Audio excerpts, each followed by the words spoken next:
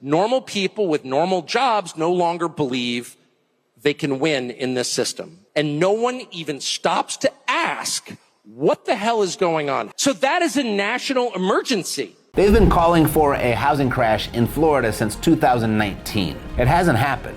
But what has happened is the number of people too scared to ever buy. So the real crash, it's not in prices, it's in confidence. And that's how they're stealing your home before you ever own it. But what if I told you your eyes, your ears, and every housing crash YouTuber is lying to you? Not necessarily on purpose. I doubt that most of them even know that they're doing it. But it isn't random, it's engineered, and it's working. Tucker Carlson recently warned that home ownership itself is collapsing. The basic economics really matter, and they matter because, not that it's bad that rich people are getting richer, it's bad that everyone else is getting poorer. And it's especially bad the young people can't afford homes. Let me just put a very precise point on this. He's right, but not because the market is crashing, because the public belief in home ownership is crashing. And YouTube is one of the biggest culprits that's feeding it. I mean, every week a new video goes viral. Florida housing market is collapsing. Condo nightmare. Everyone leaving Florida, get out now. And yet, prices hold. Inventory stays tight. Investors keep buying. But regular people, they freeze. They wait. They miss it because fear isn't just a feeling anymore. It's a business model. And YouTube, it's the most powerful fear-mongering machine on earth. This isn't content. It's sentiment manufacturing at scale. And this has real-world consequences. Here's what I mean. Harvard and Yale researchers have shown that public sentiment directly extends recessions. The book, Animal Spirits, lays out how economic behavior is driven more by emotion than math. Socioeconomic theory shows that market mood leads market movement, not the other way around. Brookings called it a vibe session. The Fed calls it a feedback loop. When people feel poor, they act poor. When they feel scared, they delay. When they delay, the slowdown becomes real. So what happens when YouTube tells millions of people every day that the housing market is doomed? What happens when the biggest creators repeat it for years with no accountability? You get what we have now, a housing market that won't crash, but a generation too afraid to ever buy. Let's take Florida, everyone's favorite crash target. You've heard the headlines,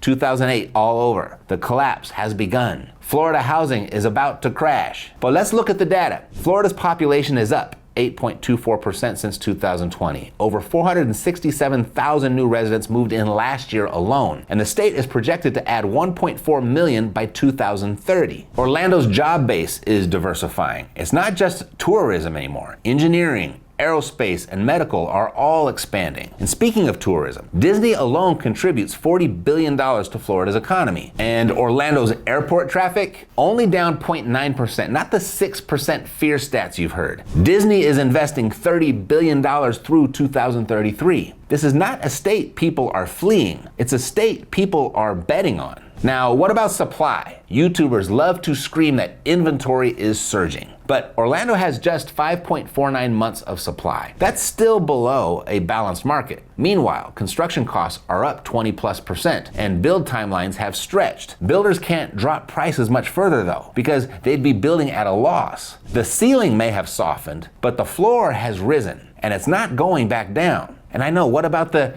Airbnb collapse? Well, they said there were 46,000 short-term rentals in Orlando. Overall, data from AirDNA shows that there's around 46,000 short-term rental units on the market in the Orlando metro. Actual number, about 16,800 per AirDNA. Occupancy rates are stable. Revenue is up 3%. That's not collapse, that's correction. And still think we're in 2008? We're not. Today, homeowners have record equity. Loans are solid. Lending is tight. That is not a precondition for a crash. The opposite, actually. If anything, the market is bifurcated. And here's what I mean. It's like a split highway. One lane's moving slow, the other one's flying past at full speed. Same market, two completely different experiences, depending on where you're driving. Lower income areas, slowing. Higher income areas, holding. That's normal. That's healthy. Winter Garden, for example, barely affected. Why? Low investor saturation. high ownership stability. This isn't a crash, it's a market sorting itself out. So, who benefits when you believe that the sky is falling? The YouTubers. They get clicks on fear. The institutions. They buy while you wait. The builders. They keep margins high while buyers hesitate. The politicians. They spin it into power. And you sit, you wait, you scroll, you get mad, but you don't move. And that's the plan. Because if you're scared to buy, you'll never become an owner. If people don't own things, they don't feel ownership of the country they're in. And if you never become an owner, guess who owns you? And if you're wondering why this even matters, I mean, who needs a house, right? Let alone multiples. Well, here's the truth. Ownership changes everything. When you own real estate, you control your housing cost. You build equity, not just expenses. You gain leverage, options, exit strategies. You stop reacting to the market and start using the market. You don't have to live in the property. You don't even have to like real estate. But if you want to stop trading time for money, real estate isn't just one option. It's the most accessible, repeatable, and proven option available to your average Joe. And fear is the only thing keeping most people from it. So if you're guilty of sitting in the comments and complaining that the game is rigged, that life is unfair, that Wall Street bought it all up, that you don't have any money, then you should also know this. Real estate, it's the final frontier where the average person still has a legitimate shot at pulling themselves out of the hole, let alone build wealth. If you don't like your situation, and you don't have anything to show for all your hard work, it's probably because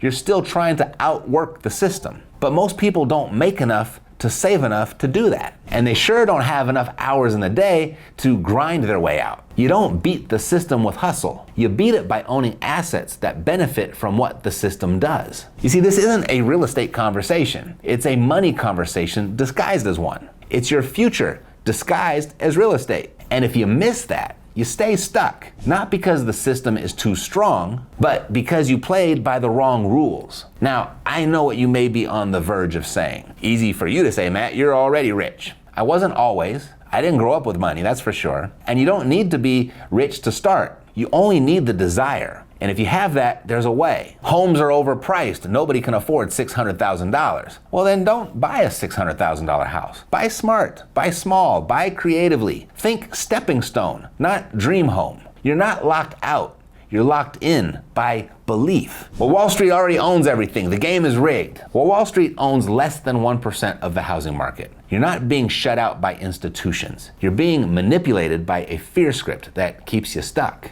Well, I'm just gonna wait for the crash. Well, cool. Well, I mean, people said that in 2019, and since then, prices have gone up 60%. Rents exploded. Rates doubled. Well, even if I wanted to buy, I can't qualify. Well, good. When I got started, I couldn't either. Traditional financing isn't the only path. There's seller financing, there's partnerships, there's creative deals. You don't need perfect credit. You need a better strategy. ZeroDownKit.com has 10 different ways for the qualification challenged person. If you have the desire, you have a way. The truth is, the crash already happened, but not in the market. It happened in the mindset, and it was engineered. So what do you do now? You learn how to buy without fear. You learn how to structure deals, not chase perfect timing. You learn how to win with what you have right now. If I had to start from scratch today, I wouldn't wait. I'd do this next. Click this right here. I'll meet you over there, and I'll show you exactly what I mean.